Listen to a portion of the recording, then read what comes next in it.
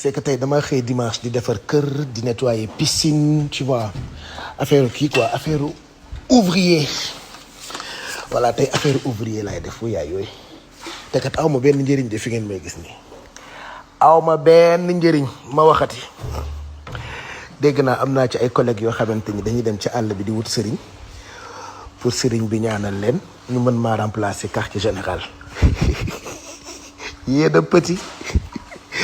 te kat sama collègue yooyu ñoo fi dàqoon di ma gërëm fu ma tollaan nañ sa ndeysaan dañ may gërëm bay jooy Baye Cheikh da nga baax ku ñëw ci télé bi nga yaatal ko yow nit ku baax nga yaa ñu gën dañ ma daan gërëm bay jooy waaye xoola yaay yooyu dañoo ànd ak seen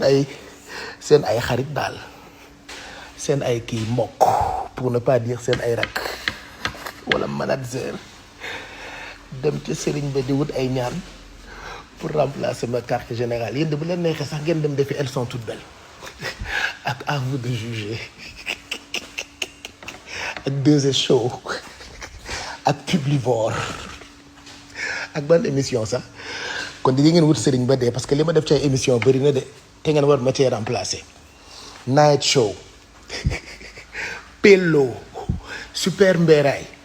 di ngeen fay sëriñ ba dee ndeysaan vous êtes tellement petit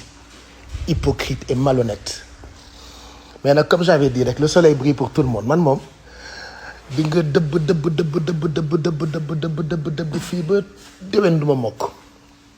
te kat sama télé bi ibbeegul de chaîne YouTube rek laa ibbi mu nekk number one li xale bi ne dem Pape Cheikh Diallo sa chaîne YouTube bi mooy Sador yaa mujjee xew yaa mujjee génn yaa gën a xew yaay Sador bon dimanche c'était le message du jour